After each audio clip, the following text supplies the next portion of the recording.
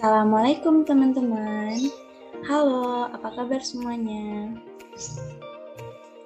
Perkenalkan, nama saya Juliana Puspitasari dengan NPM A1D021001 dari Prodi Pendidikan Biologi. Dengan dosen pengampu Bapak Dr. Muhammad Kristiawan MPD.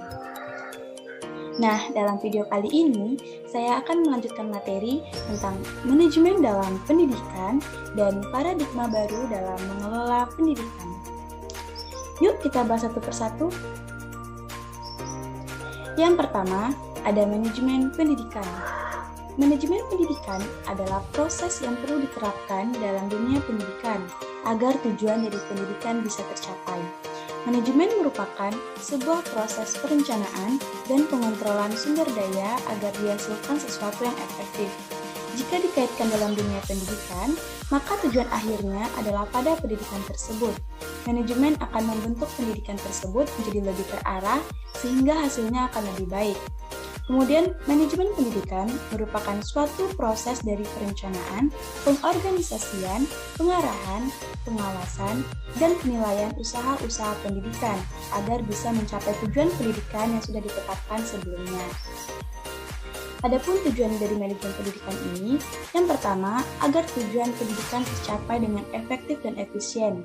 Yang kedua, citra positif pendidikan semakin meningkat. Yang ketiga, mewujudkan suasana belajar dan proses belajar yang efektif, aktif, kreatif, bermakna, dan menyenangkan. Yang keempat, terwujudnya perencanaan pendidikan yang merata, bermutu, relevan, dan akuntabel. Yang kelima, meningkatkan mutu pendidikan. Dan yang keenam, tenaga pendidik mendapat bekal pengetahuan tentang proses dan tugas administrasi pendidikan. Kemudian manfaat manajemen pendidikan. Yang pertama, pegangan dalam melaksanakan manajemen pendidikan. Yang kedua, selalu berpikir efektif dan efisien dalam mencapai tujuan. Yang ketiga, mengetahui batasan-batasan wewenang dalam manajemen dan memimpin sekolah. Yang keempat, memudahkan kepala sekolah dalam proses berpikir guna memecahkan permasalahan manajemen sekolah. Kemudian ada prinsip manajemen pendidikan. Yang pertama, memprioritaskan tujuan di atas kepentingan pribadi dan kepentingan mekanisme kerja. Yang kedua, memberikan tanggung jawab pada personel sekolah, hendaknya sesuai dengan sifat-sifat kemampuannya. Yang ketiga, mengkoordinasikan wewenang dan tanggung jawab. Yang keempat, mengenal secara baik faktor-faktor psikologis manusia.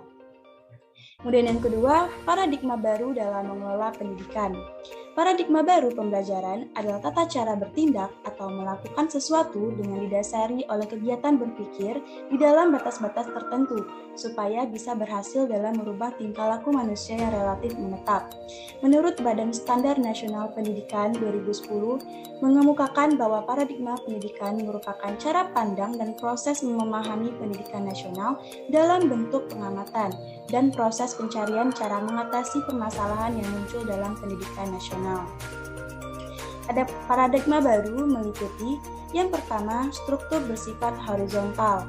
Yang kedua, fokus pada keterampilan kepemimpinan seperti pemberdayaan, keterlibatan, dan memampukan. Yang ketiga, manajer atau pimpinan aktif mempromosikan kerja tim dan pemecahan masalah dalam unit kerjanya.